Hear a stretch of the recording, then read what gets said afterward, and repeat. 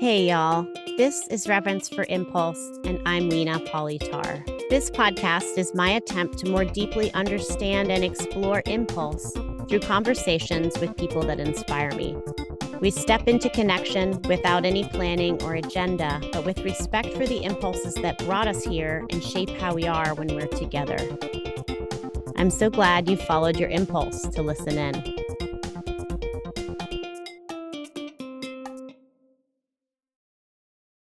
When I re-listened to my conversation with Lauren, I was struck by just how powerful and clear her passion rings out. Lauren does not hold back, and she isn't really interested in making sure everyone likes her. She speaks from her guts and is refreshingly direct about how she does that, and I love her for it. Besides being incredibly smart and well-versed in her own embodiment journey, Lauren has been teaching women for decades all around the world, reconnecting them to their bodies and empowering them through her responsive, generous, and transparent way of teaching. Together in this conversation, we touched in on some touchy stuff like mothering, sex, control, women in education, impulse versus responsivity, and really, most importantly, got to hear Lauren's unique and much needed perspective on what being an empowered woman really means. You can find her at laurenohayon.com or restoreyourcore.com, and you can find her on all the socials. I can't wait for you to hear this one. Yeah, you know Jackson Heights? Oh, yeah. We used to go all the time. We used to go for Indian food like every The weekend. best. I love the best. Is this where you come for food? I mean, it's got all of it. Yeah, really good Mexican too, if I remember. Mm-hmm. Yeah. Yeah. Thank you for doing that. I don't know if it I know it's probably not something you do normally, but it was like it's also so sweet to just see you. You know? Likewise, yeah. Agree. Likewise. Yeah. Yeah, it was enjoyable. I loved it. It's Some weird. interesting practice. Yeah, it's weird I think when I loved your questions before we started, because then I was like, I love this about you. Like, I love Lauren's direct questions. Like, what is this? And like, what this is a fabricated construct. Like, it absolutely is. And I love the kind of questions and I remember from like being in Leslie Kaminoff's class with you, that like the questions that would sort of cut through and be really clear and pinpointy made me like, ooh, who is this? I want to know her. Yeah. I know. I'm really bad at doing nuanced. Oh, yeah. No, you're not. I think it's that you don't have patience for extra fluffy. Yeah, I was trained as a journalist. I was interviewing for a different podcast a few days ago, and he was like, tell me about how you got started. And I was like, oh, I was a storyteller. And this is just a different way to tell and listen to stories. And I was trained as a journalist. And so like, I'm always about getting the story. I love the story. What was it like to do this? To be witnessed? The authentic movement. Yeah. Well, I feel safe with you. So I think that's important. Mm-hmm. I mean, we've known each other now for 17 years. It's crazy. The only reason I know that is because it's from so 16 years when I had my daughter. I mean, I started coming to the Breathing Project when my daughter was born, and I was like, I need an escape from this whole thing. This construct needs an out. Right. So I feel very safe with you, and you and I feel like just connected ourselves. We're always drawn to each other. So, my nervous system didn't feel threatened at all, which was great. And like I said, I was feeling like I had something inside I had to get out, which movement has always been how I experience the world. And my experiences are often narratives that then play out in movement. So it came at a great moment because I had just read that really disturbing email and had a lot of really disturbing thoughts about it. And then I was equally disturbed by my reaction because I was like, wow, you just really reacted, like I've trained for many years to kind of put a buffer between the event and the reaction. But in this case, there was no buffer. It was just like, Oh, sometimes I think that's exactly what's being called for. I think I mean, the word impulse in itself, people have such a sort of reaction to of like impulse bad. And sometimes I'm interested in sort of changing the narrative around that because I think what people are talking about is reactivity, and that feels different to me from impulse. I think the impulse, for example, and what you just shared, is a desire to confront in a powerful and strong way how you were affected by this email. And had you given space and time and consideration, a lot of the intensity of that would have been brought down and been more maybe reasonable or scripted. And to me, something about sometimes I think there's so much carefulness around how we are. And that sort of, I think people can tolerate more. And I think I'm curious about the awkwardness and discomfort that we're all avoiding. Yeah. And I'm sure the people on the other end of my email will automatically label me as, the hysterical woman, or all the names that get allocated when, especially a woman shows her emotions, right? Because that's so hard for people to handle. So then there's like a host of, adjectives and adverbs, I would say, that go hand in hand with now describing that person. So it's like, if you present your argument in a way that they want to hear it, it's acceptable. But being impulsive and I mean, my email was just, I'm so disappointed in you. I think you owe us all an apology. I'm expecting an email that apologizes for this. Yeah. And this is a gross representation of your, this. You are a gym. Why are you sending me an email offering me Botox? Which is fine. It's one thing if it's like, hey, we now have a Botox person here, book your Botox right now. But it's another thing to be like, book your Botox to be the more youthful, confident person. That's what pissed me off, right? So anyway, yeah. I don't really also want to react nicely to that. I want them to see that I am extremely upset by that. Yeah.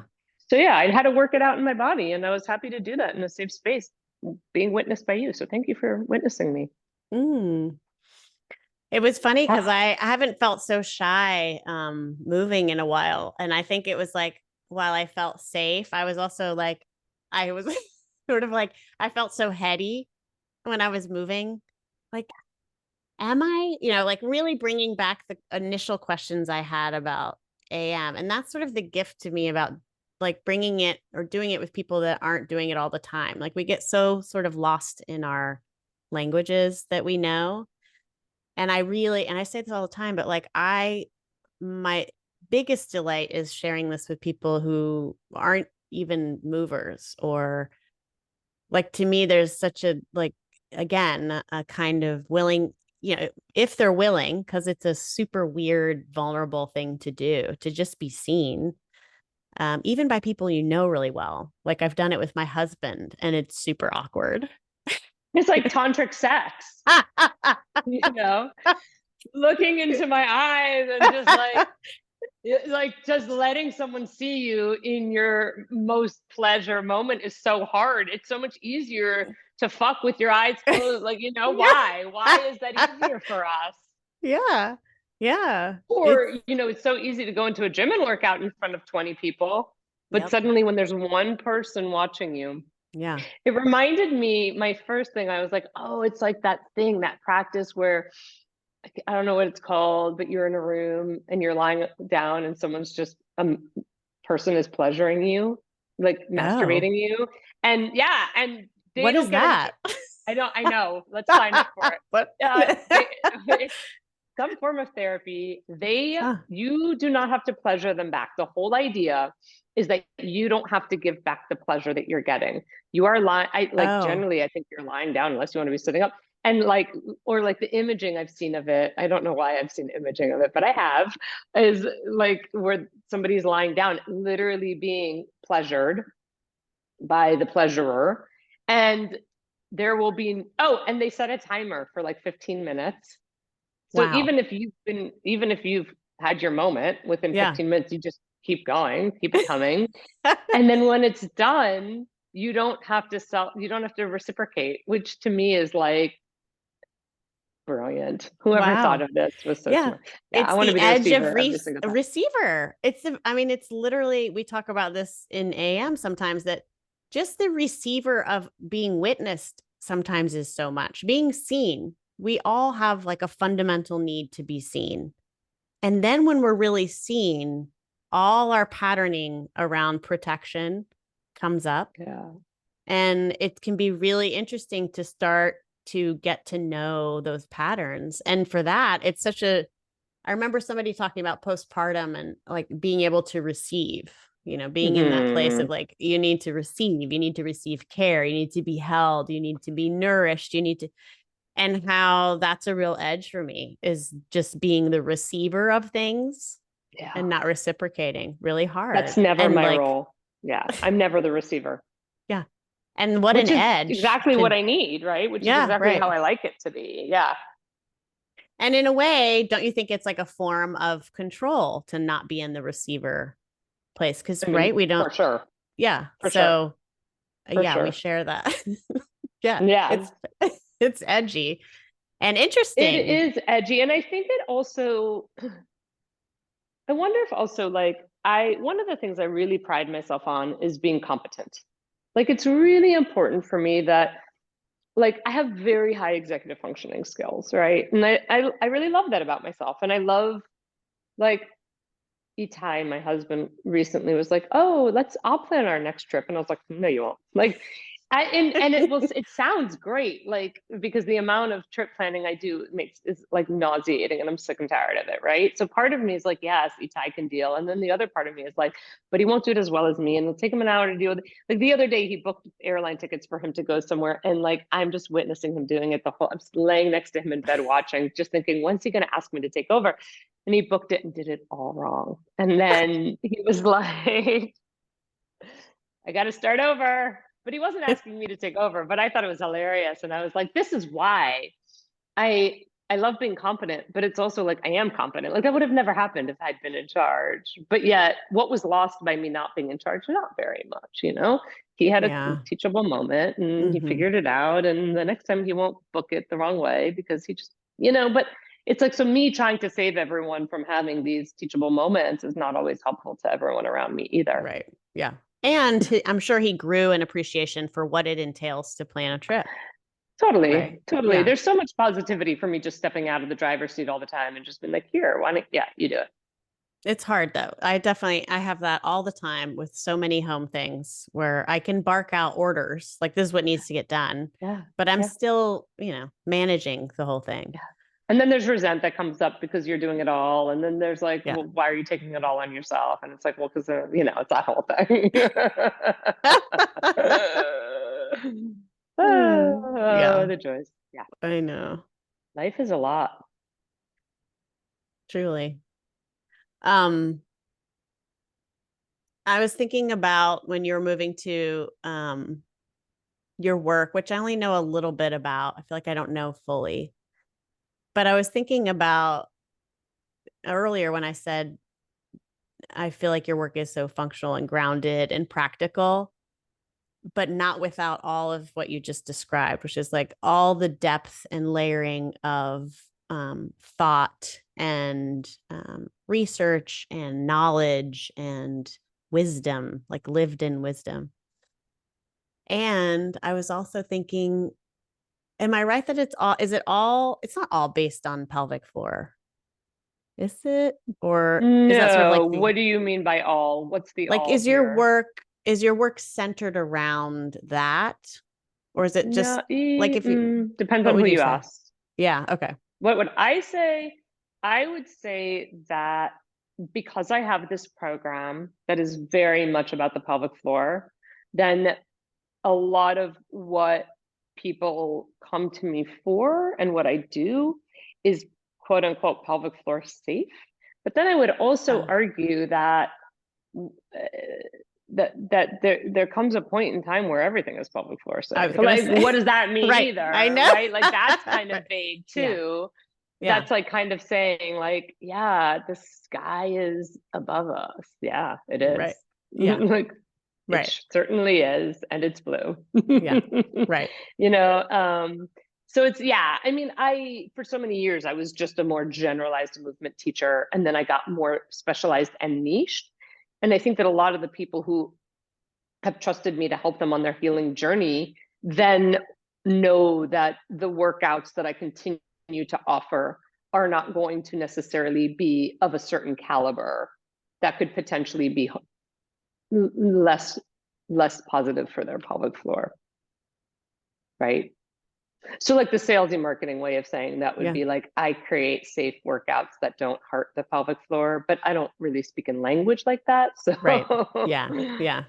Yeah. So if you, because I have interesting thoughts around impulse and pelvic floor, but more generally, like, what does impulse, when I say that, like, what does that mean to you? Or like, what is it? If I said respond to impulse, what would that mean?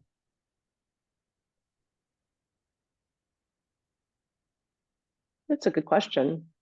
I utilize the word reflexive in my work a lot. Like, and I think that what we try to do, what the fitness industry has tried to do, is take these reflexive actions that we never have to think about because they are reflexive. And it has tried to exert control over them to make people think they can get stronger in those activities. For example, like Kegels, the common pelvic floor, or like any sort of yoni egg work, if you're in like the more spiritual world, right? But that shouldn't really be needed, right? Because our pelvic floor, like, it's not like I sit around all day doing this to my arm. Why am I doing that to my pelvic floor, right? And maybe I do a workout that includes like 10 or some reps of this, but it's, again, I think because the pelvic floor was this very part of the body that was mired in so much shame and then lack of education. And people were just looking for like this very quick thing to tell other people to do to give them hope that that was the thing. So then Kegels were born. Just do that. Oh, you've got, just do that. Oh, you've got pain. Just do your Kegels. Oh, you're pregnant. Do your Kegels. Oh, you've had a baby. Like, do your Kegels is the answer for everything. But really, your pelvic floor all day long is going through its impulsive behavior. And it's going through that it should be going through that reflexively because that's what it's designed to do. And when we come in and we exert all this control over it, that's so like in yoga practices where there's a lot of cueing to tighten the pelvic floor, I'm not a fan.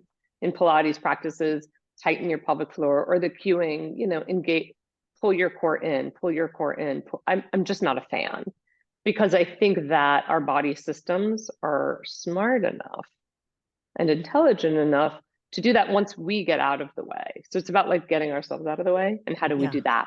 So when I hear the word impulsive, I think like the word reflexive came to mind too, even though they're so different, right? Reflexive is so different than impulsive in a way. But you didn't say impulsive, you said impulse also, which I think is also different. So when I hear the word, I think a lot of things when I hear the word impulse, not just one thing. I love impulse because I love living in yes. So when I hear the word impulse, I think yes. I think, ooh, yes, I want to do that. You know, I think like, yeah, I think curiosity too. Impulse to me implies curiosity, yes. And then I know it goes hand in hand with like what other people would coin as like maybe a lack of reasoning, but Yeah. I mean, the yes is great. I mean, that resonates for me just because I think of it as like aliveness itself. Yeah. And that the way you're talking about like reactivity, that's so interesting because it's almost like impulse's relationship with everything else. So your pelvic floor is going to react and change depending on the forces that are exerted and what you're doing and how and what patterns you've developed. And there's like a reactivity or responsivity to what's happening. Mm-hmm. And impulse is sort of like the initiator of that. To me, like impulse is the desire for a survival, essentially. But it comes in through it's the spark of aliveness that results in patterns that enable us to stay alive. So, and functioning, which we can see how those patterns begin to no longer function well, but we're here Yeah. talking. So they work to some degree, right? So it's like, Yeah, I think we're so good at villainizing like that which is no longer working for us. And I think I always remind my clients because they're like, and I'm so weak and I'm so this, and oh my God, I'm a belly breather. Oh my gosh, oh, I did it all wrong. I'm so tight. And I'm like, you're actually doing a perfectly great job because we're sitting here having this conversation. And like yeah. your body figured out a coping mechanism. It didn't come and consult you what that coping mechanism was needed to be. And now that's no longer working for you, which is fine, but then then it's no longer working for you, but that doesn't mean you are bad or the thing is bad. It's just Right. like a thing, Totally. a coping thing that doesn't work for you anymore. 100%. I mean, that's, I think, big part of what I want people to know is I think, and that's what nervous system language and education offers is some level of compassion for those patterns because they're actually working great. Like they're doing exactly what Yeah. they're designed to do. And so not long working for me anymore. I mean, really? I mean, it is working. It's Yeah. more that you're seeking a change, that you feel limited by this pattern and you want something to shift. Mm-hmm. And so then it Which is starts to also become, yeah, impulse, right? Like that is impulse. exactly. Yes. Thank you. That's Impulse, what I think. Yeah. yeah, There's an yeah, impulse leads to us. grow, right? Like there's Yeah, an impulse, a that's right. desire. I think impulse will always orient toward more aliveness. And so, Yeah. right? Like if you have a impulse, like, oh, I really want to deal with this issue, I pee every time I laugh. Like that was an impulse. It was a desire. Yeah. Um, But then like the and brain comes in and is like, ba, ba, ba, ba, ba, ba, ba, ba, ba, and then the stories start. And then we're totally, not sure anymore what the impulse was.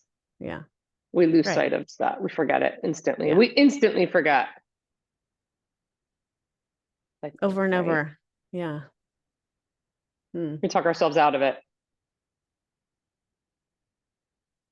Or we like fit it into some pre scripted template for it, right? Like if I say, I want to work on my pelvic floor, immediately I'm sort of fitting it into the niches that are available or that I recognize out in the world. And then I've lost a sort of original impulse, which was what? Oh, right, to Mm-hmm. like feel stronger or feel better. But now Mm-hmm. it's become this pathologized thing that I'm trying to fix. Yeah. And that's a reorientation towards away from aliveness and towards what's wrong, what needs to be fixed. Yeah. And I do think though that there can be this identifying of like, oh yeah, my pelvic floor, like the situation and there's no longer working for me. So I'd like to do something about that. But I think it's how we frame it and the context. And it's like, I think that again, we go into so many stories of like, and now I'm weak, and now I'm this, and the doctor said that, and I'm never gonna run with my children again. I'll never dance again. And so, sometimes that I think it's great if somebody recognizes that their pelvic floor could use a different type of input and needs to gain tolerance to other activities, right? If you're laughing and peeing, your pelvic floor is not tolerating laughing. So how do we help your pelvic floor tolerate that again? I love that. And yeah, because it's important, right, to be able to tolerate things that we love. But so I think that seeking, you know, creating that like impulse of like, I would like to work on my pelvic floor because I would really like to be able to tolerate laughing again. I think that's great. I think that's perfect. I think that's awesome. I think the problem is once we start kind of down the rabbit hole of healing, the stories can creep up again, right? A lot but that's for healing anything, right? I Yeah. want to Right. heal how angry I get when I get an email encouraging me to go to the gym for some filler. Right. Yeah. I want to like, yeah. How do Yeah. you feel like this translates? Like when I feel such clarity in your mission, in your work, and like how you stand in it and who you are in it. And it, as like, I feel strongly connected to mothers who are doing that. And I always am curious about how that translates. Like, does this understanding of your body or relationship to impulse or relationship to, like you described, tolerating laughter, how does that play out in parenting? Like, do you feel the same clarity, or do you feel like these lessons are things that you um have to share with your kids, or is it just because they're in your life they get it anyway secondhand? Or Yeah, I think that my kids have been exposed a lot to me being really passionate about demystifying everything around the pelvic floor, vaginas, clitoris, vulva. Like these are terms they've been hearing me throw around since they are born. So I think for them, and I think like, I don't really have to talk directly to them about their bodies because I think they're hearing it all the time. And I think that they know I'm here for it. Like you want to, like, yeah. uh, they know that like I will buy them a vibrator tomorrow. They know that I strongly believe in like having orgasms on their own before they enter relationships with other people doing that. I don't have to sit them down and be like, let's talk about, they know that. Like they hear me talking about it to other people when they're in the room. They hear Yeah. me talking about it on Instagram. They never try to necessarily edit me at all. They are very supportive of the work I do. And I think in a way they're also kind of proud of having a mom who's so open. And it's interesting because I can see the difference between my 17-year-old and my 13-year-old. My 17-year-old at this point is like, Mom, let's talk about blowjobs. You know what I mean? Whereas my 13-year-old is still like, penises are gross. Yeah. But like they all use factual language. They all say penis and not pee-pee. They all say vulva and not wee-wee. Like so I think that I don't make it my mission to proselytize to my children.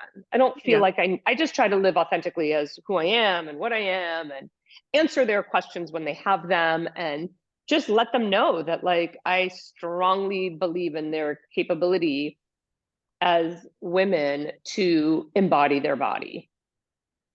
I just want them in their bodies, embodying their body. And I don't I want their love first that. experience with their body to be at the hands of someone else, where now they are no longer their true north. Someone else is like dictating and has power over that experience, which I think will happen because that's like sexuality is all Yeah. about like fumbling Power. along. Yeah. And like Yeah. experimenting with Yeah. power and Yeah. right Yeah. control and all Yeah. that. So I think It's there'll be a bunch of fumbles along the way, which there should be, but I think ultimately they'll find it will be easier for them to find their space of integrity because it's so built in. I love that. It makes me think of this last weekend we were upstate, and my 8-year-old has always been like without clothes as often as possible, and it's shifted a little bit lately, It's which a is girl. fine. She's a girl, and it always makes me a little sad. But she has 3 older brothers, so there's some. I don't know if that's actually true. I was gonna say there's some maybe awareness of that difference. But there is, but she also doesn't care. It got warm enough to take all of her clothes off. And I was like, she's like, can I? I was like, of course, like that's why we're here. There's no one around. Like, run free, my child. And she did. She just stripped down, running through. Was her brother there? Yeah. Was he horrified by it? He had a little bit of a thing. So he used to be a lot more open. He got super private, I don't know, maybe like 4 years ago. It happens. And I used to be so sad about it, but I actually think it's so important. It's what they do. Privacy and then they find their way. Yeah. And then Right. they find their way to being like if they want to be the open adults or the, you know, like sometimes I watch my 17-year-old, I'm like, wow, because I suddenly see that something that she was so constricted about, she's let go of and she's now like super open about. And I'm like, oh, wow, they're ever changing. Yeah, you know, they go from being true. open to closed to open to close. Like, it's incredible to watch them be mortified by something, then be open to it. And shocked by it, and then be open to it. I mean, on the other hand, he will ask really amazing questions. Like, you know, we freely talk about periods at the table and, you know, openly. And he had a great question that I was like, I actually don't know. He was like, well, so how much, like, if this is the glass, like, how much are you filling? Like, that's awesome. That's a great question. I was like, it's a great question. Really depends on the person. And I was like, I guess I fill up about this much. It, you know, it depends on the day. But we're having like, how dinner. Amazing for him to be so educated on the female body. Like, how amazing is it going to be for every person he meets that he knows all about the body, sex, vulvas? Like, that's cool. Yeah. There's a book we've loved called Sex is a Funny Word. Do you know that book? It's too young for your kids. But we do have a bunch of great sex books. So that's a great one to hear about. Well, it's nice. It might be good to refer for clients because it's graphic novel, but it's so much about normalizing sex and consent and body autonomy and different ways sex looks. It's pretty great. That's great. And it's sex is a funny word. I'm gonna look it up. Maybe I'll grab it. Yeah, it's great. And I mean, I just noticed it on the floor of my kids' room this morning. They're super curious. Yeah. It's so funny. I mean, I hope my kid never hears this or I'm going to get in big ass trouble. But a few years ago, one of my children was learning how to do something sexual from someone else online and an adult. And when I find out, when the mom who caught them was horrified. Now, mind you, it was my daughter and a bunch of other girls, and they were watching this adult teach them this act. But like, no one was naked, no one was petting themselves, no one was heavy breathing, no one was masturbating as far as we know. It was literally like a lesson. They paid this person for a lesson. And I was so happy because I was like, you wanted to learn how to blah, blah, and you went to the internet, you searched it up, you found this website, which by the way, is like probably like a collecting ground of every pedophile on the planet. But yeah, you didn't know that, but now you do.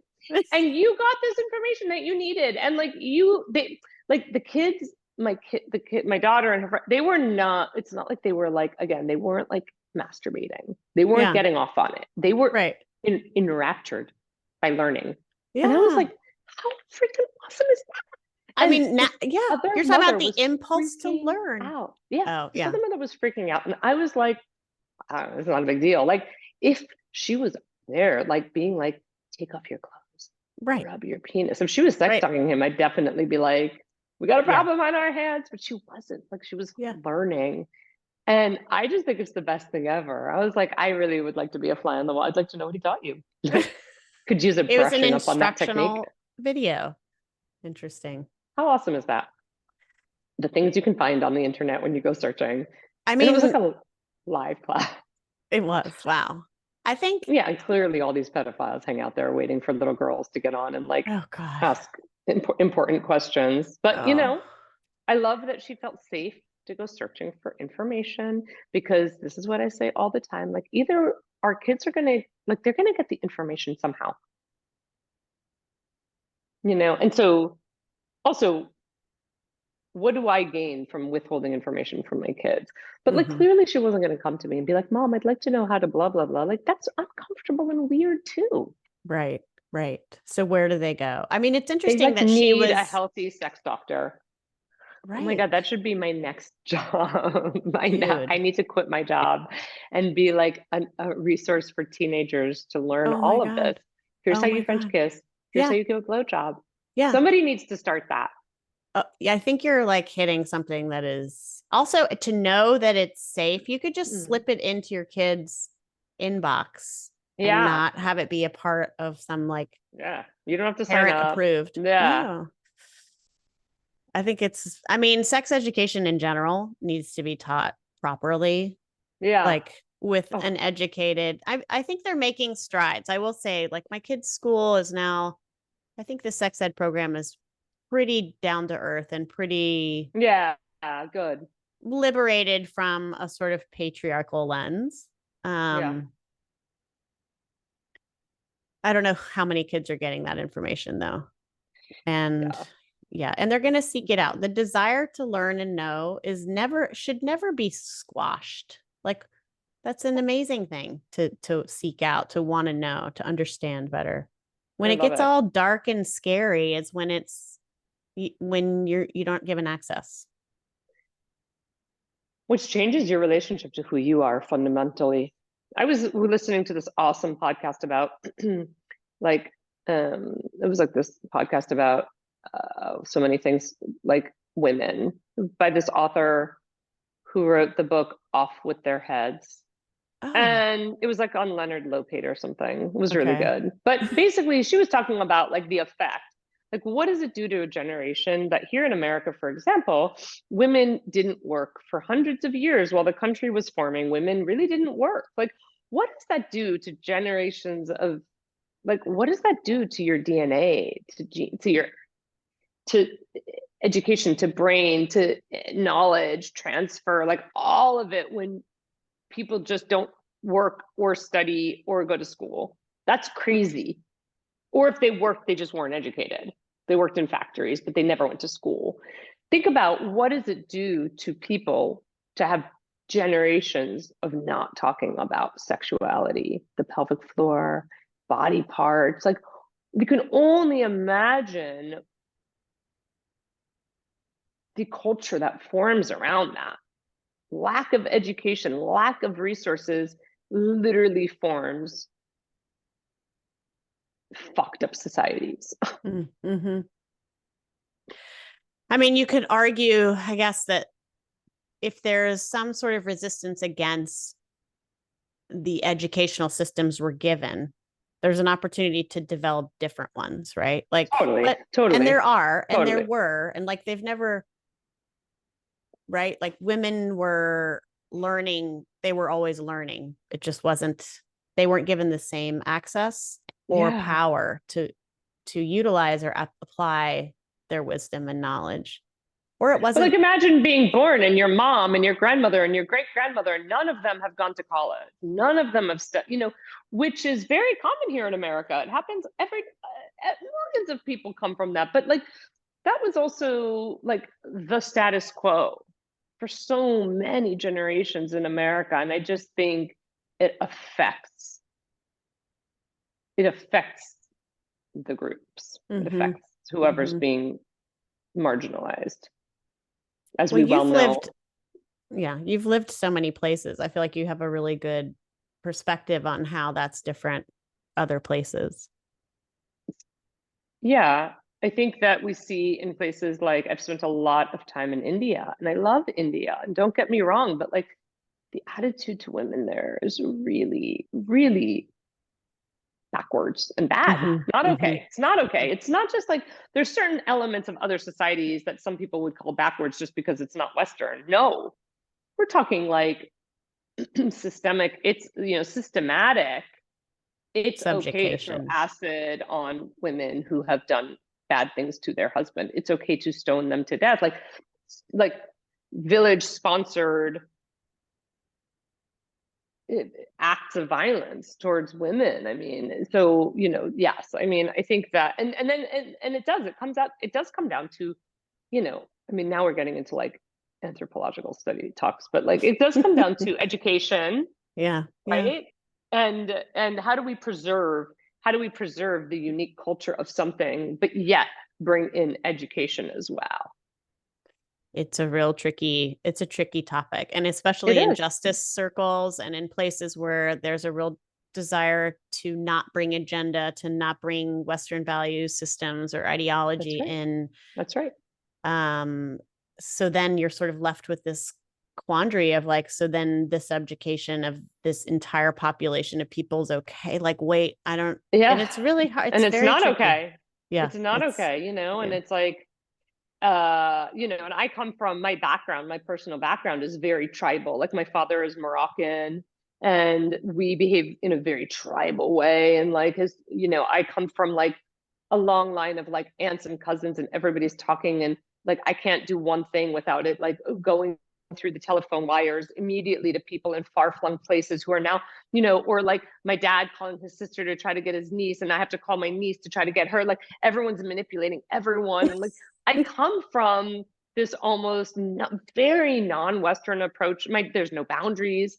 Everyone's telling everyone what to do with their life. And I go crazy when Western people are like, how do you survive? Like make a lot of judgment calls on how my family is. And I'm like, you don't know what it's like to come from such a tribal upbringing where actually you feel so warm and welcome and cared for. Actually, like some people would see it as like an infraction on their boundaries. I see it as like my family really fucking cares about me and I'm responsible not just for my actions, but like there's a lot of people watching me.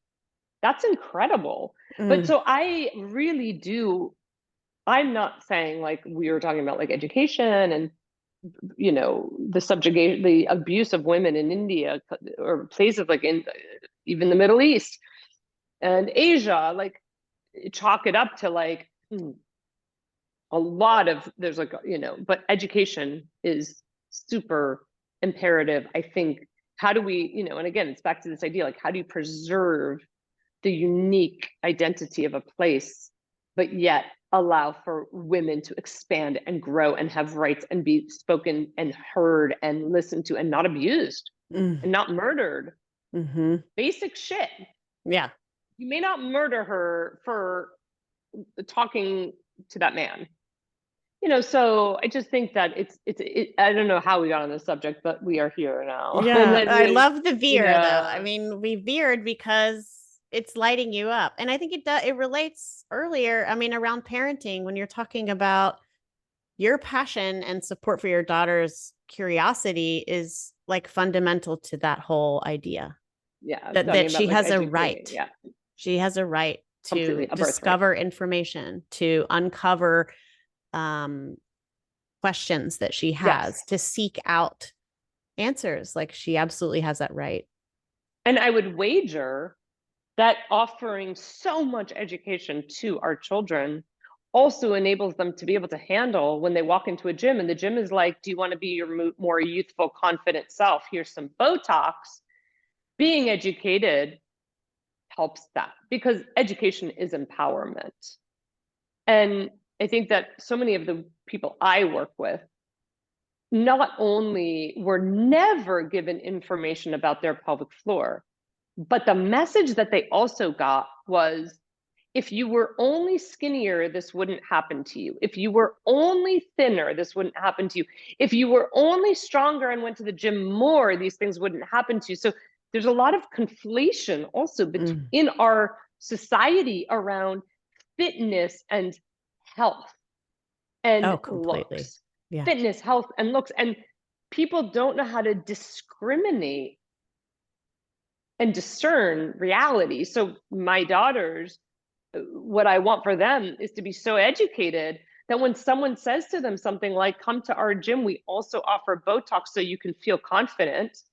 They can be like, Botox isn't what makes you feel confident, motherfucker. Confidence is actually comes from a place of education or empowerment. You know what I mean? Like, I just want them, like, so for me, it's also about them having the tools to deal with diet culture. Because I see that I'm raising 3 teenage daughters they're In all Florida. they all have eating disorder. Well, no, they all have disordered eating, I would argue, because you Yeah. cannot have disordered eating. I would argue that I have disordered eating, and I'm like the most fuck it diet person out there. Every woman on this planet has disordered eating. How can you not? Right. How can you have a healthy relationship with food and with your body? And I have a friend who's very, very big. Actually, I don't think fat is a bad word, so I'm just going to use it. I have a friend who's very fat, and her whole life, her parents use exercise to try to get her to be thin.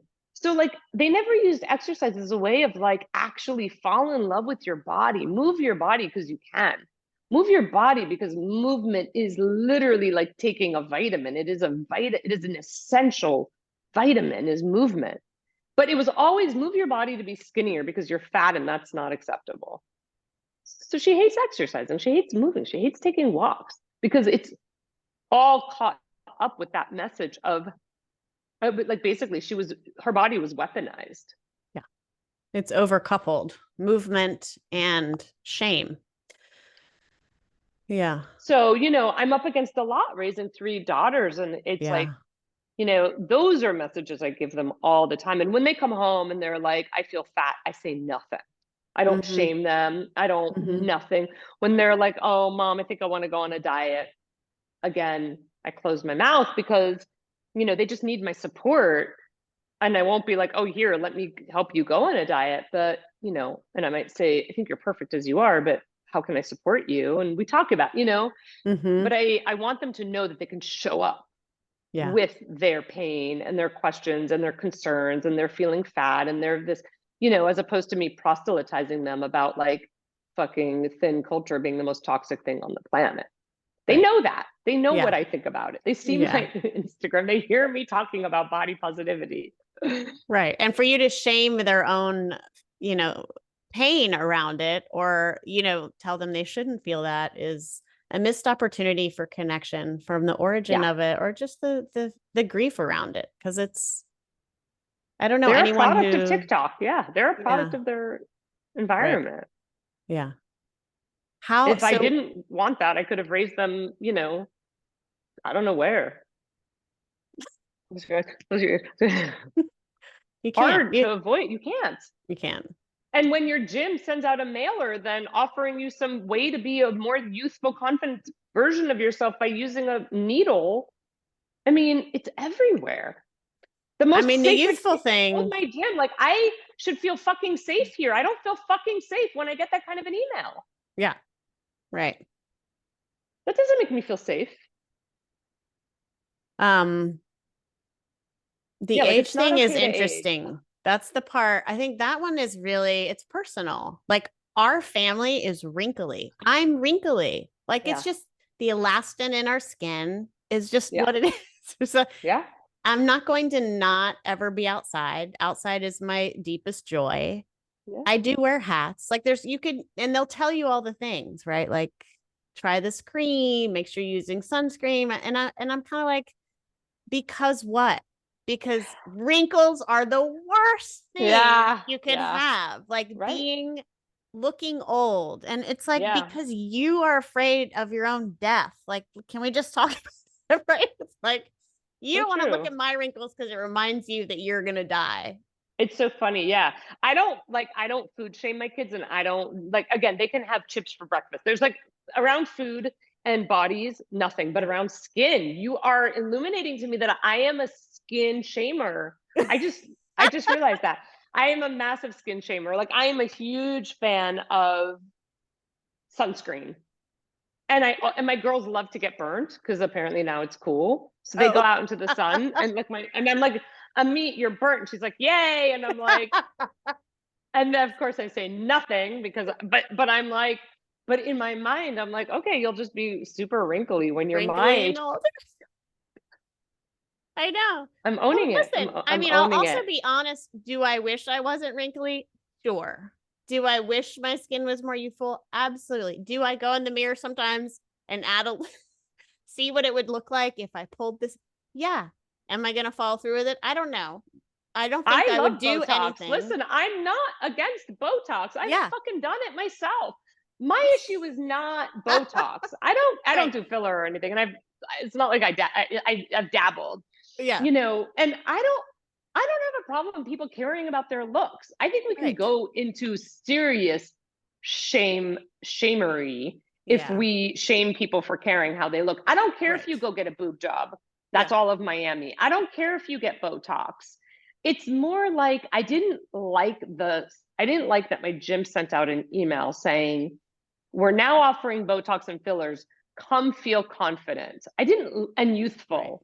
Right. If you Yeah. want to do those things, it's because you're doing them for yourself and blah, blah, blah, blah, blah. Like, I don't know. I just didn't love that message of like it's not okay to be aged. It's not okay to be, you know, and they need to hold a big mirror up to themselves and you know, because I think it's all about that messaging. It's so toxic. Totally. I It's don't so tell my women interesting. to do the workouts because they can be thinner and fitter and blah blah. It's do it because it's healthy. Now there's no like if you want to do Botox, shut the fuck up and just go do it. Like why do you need to promote that it makes you confident and youthful and ugh? Right. It's interesting too to think about, and I mean, I'm not saying I'm without hypocrisy. Absolutely, I'm full of contradiction. I know I am. I try to be consistent, knowing I will fail over and over again. Yeah. But I do think there's something pretty fascinating about people who can espouse, is that the right word? Espouse anti-trans healthcare, but then they've had like boob jobs and filler. And I'm kind of like, wait, Totally. how do you, if there's one right way to change your body and there's a wrong way to change your body, it just feels a little bit like, well, being trans is sinful, so right, like, okay, right. Oh, right. I forgot about that. yeah, it's a Yeah. sin. It's unnatural, right? So yeah. I mean, what's having funny, bigger boobs is not unnatural, I guess. Yeah, exactly. Right. And nor is it a sin. A BBL. That is, yeah. Well, More like Miami is the yeah. Mm-hmm. And it is interesting though, because when you are living in a place like Miami, where I live, Mm-hmm. and you see it all the time, like when I was in New York giving a workshop a few weeks ago, I was like, oh my God, how refreshing to be around women who actually look like just unaltered versions of them. Like just look like I don't want to say normal because it's not abnormal to do those things, but just like look like normal. Like yeah. I'm 46, they look 46, I look Yeah. 46. You know what I mean? Yeah. And then to come, because when you're in Miami, like one of my friends here bought her her daughter for her 18th birthday a new set of boobs. Like it is everyone. No, teenagers, it is everyone. Yes. And when you're so used to looking at lips and eyes and boobs and butts, again, I'm not judging those people. Do whatever you want with your body. It's really easy to, your idea of what a human looks like changes. That starts to look normal. Yeah. And unaltered people starts to look weird. Yeah. To the point where you're like, well, I could see myself with some new boobs. Yeah. Right. I mean, you think about the influence of place, the influence of culture, and like that's an interesting thread to follow in terms of impulse, because I think when you get down to it, the impulse might not be to get a boob job, but the impulse is to belong. The impulse is to be part of. The impulse is to be accepted and cared for. And so with that comes these, desires to do same, to look same. Yeah. Yeah. I mean, which is probably why I've always said, since moving here 7-8 years ago, I haven't actually made any friends here. Like I have a hard time feeling belonging here, I think, because I'm resisting all that Miami comes with. I love it here and I love the weather and I love the trees and the sky and all of that. But there's so much about it that I'm not a fan of the car culture and like I want to buy a 40-year-old car now just to like rage against just to be different than all the Range Rovers and Bentleys. And I'm like, I'm driving a 40-year-old Subaru. What do you think of that? Yeah. Differentiate, right? I think that's one of the reasons I love New York is that you can easily dip into Miami culture. It's there for you if you want it. For sure. But the But minute then you there's, get on the train, you're going to confront all the other pockets of culture that have yeah, no systems of value that relate to that. And what they which, care yeah, about is completely different. And and you don't get that here.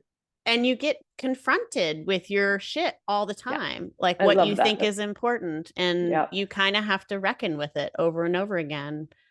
um I think this neighborhood, in a way too, it's so middle class, most of it. There's some lower class and there's some upper class, upper middle class, but there are very few neighborhoods, as you know, in New York City that feel like a two work person. What is it? yeah. You Two know, two working people. families, yeah, Yeah, who are trying to make ends meet. And that feels relatable to me and very different. So that's true economically. And the way that looks in terms of value systems is also very different. that's so true. Yeah, when I lived in New York, Jackson Heights was always a really amazing working class neighborhood, like Mhm. hard working Mhm. people. I really loved that neighborhood. And But you that's have what I to love come. about New York too. Yeah, that's what I love about New York is, like you said, there are just so many different types of environments there that you can dip into. And if you don't want to dip into that, you don't have to. And you can really live in bubbles or not. Mm-hmm.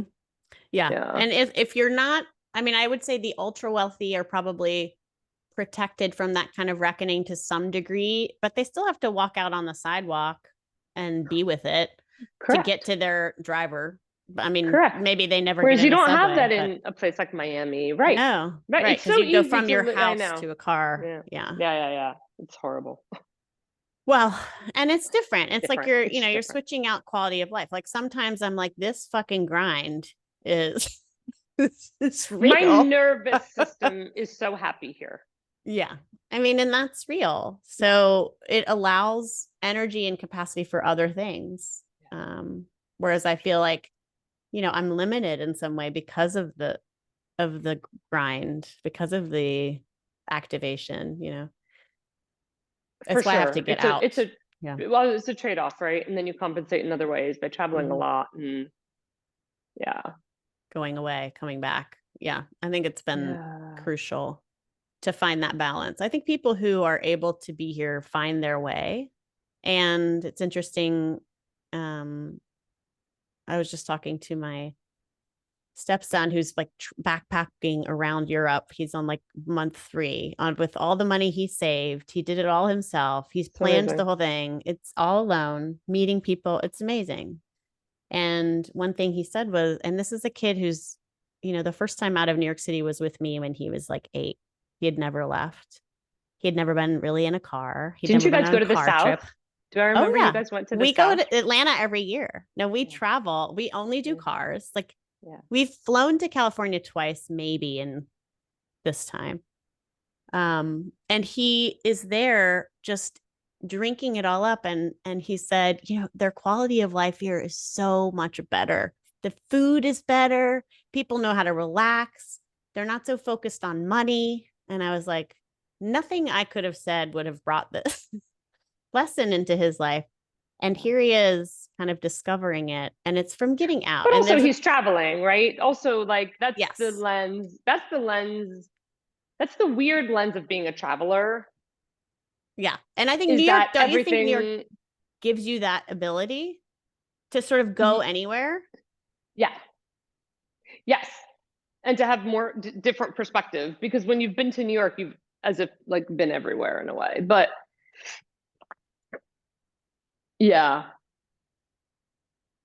yeah, But the pacing here is specific. And I think that's sort of what he was yeah. reacting to, right? Like That's this right. The pace is pacing is not so all specific. over. Like Miami's pacing is different, Oh my gosh. We can always right? see the New Yorkers because they're like so neurotic. And like when you're in Miami, you just move. Yeah, everything is like slow. Everything is so much slower. And yeah, yeah.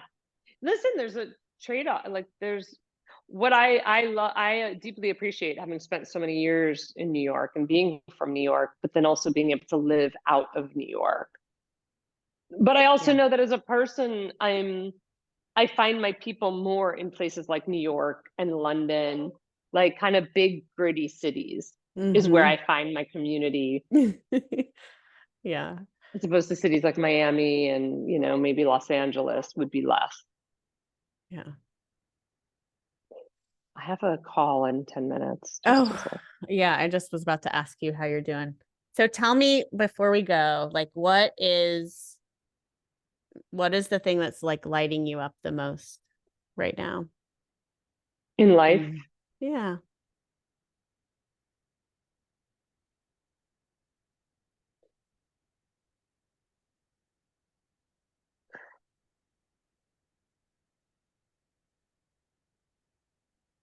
I've had like an epiphany lately about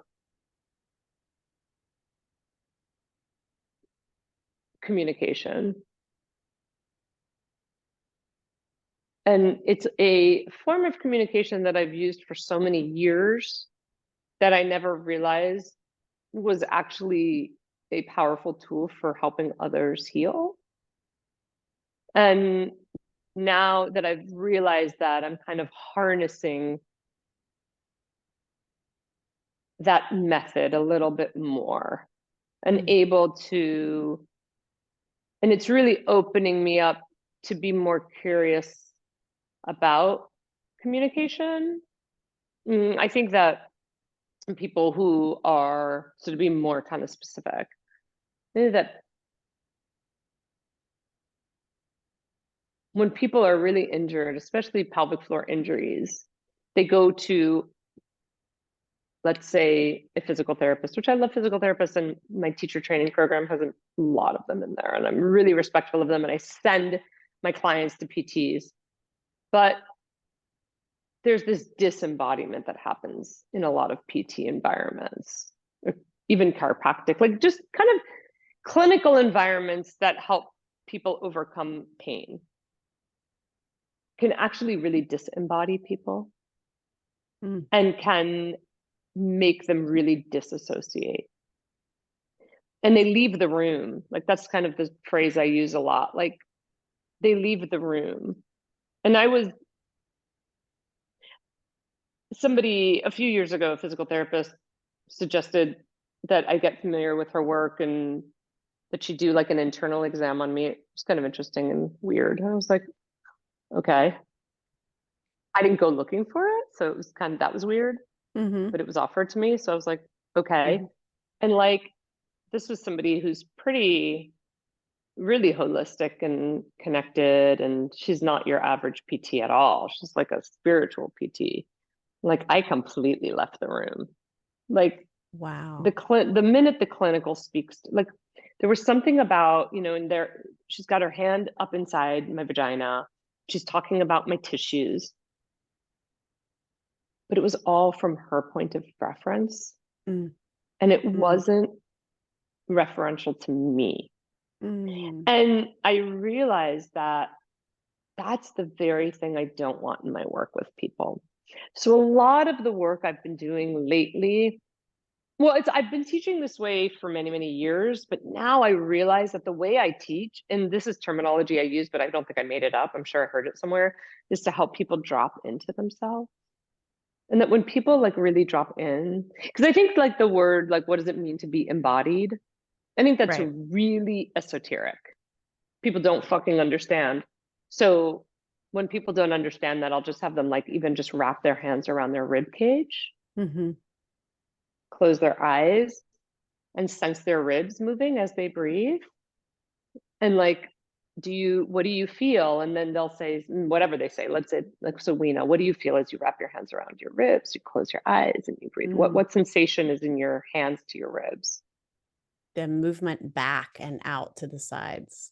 Yeah, so your ribs are expanding and growing into your hands. Like, can you feel how as you breathe, your ribs are responding to the breath? So like you've got this like impetus, this impulse to draw air in, and then your ribs are responding and reacting, and your hands are sensing and feeling. That's embodiment. You just had this embodied experience of one in-breath. You know, and so I try to help people understand like embodiment simply means being present with the thing that's happening in the moment.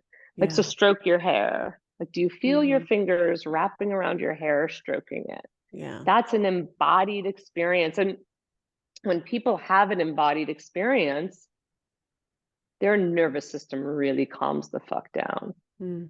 Because for even if it's 10 seconds or 5 seconds, their shift has gone to something else other than their thoughts, which are usually very tense thoughts about their injury. Pathology. Yeah.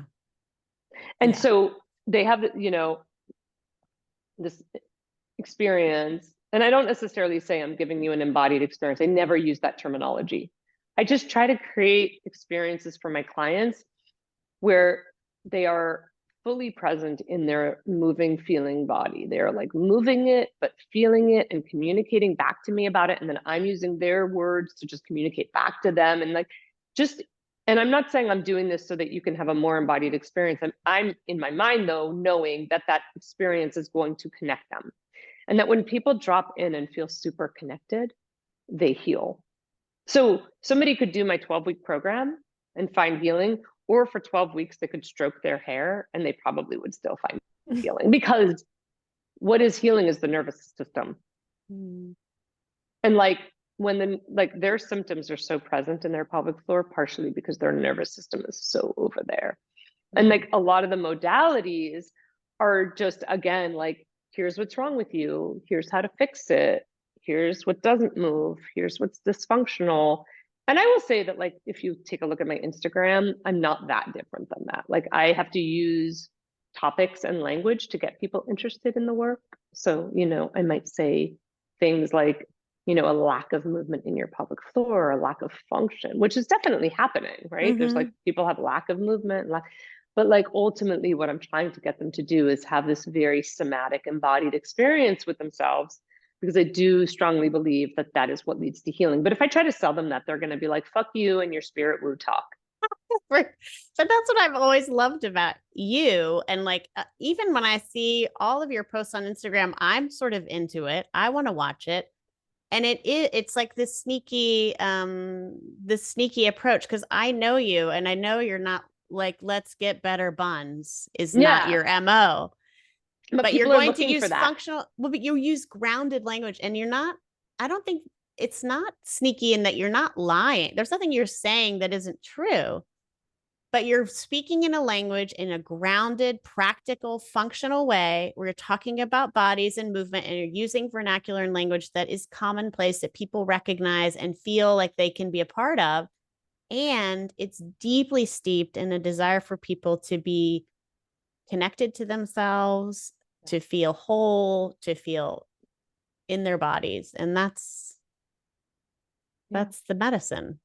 Yeah. So that's what I've been really interested in lately, just kind of continuing to refine and explore that.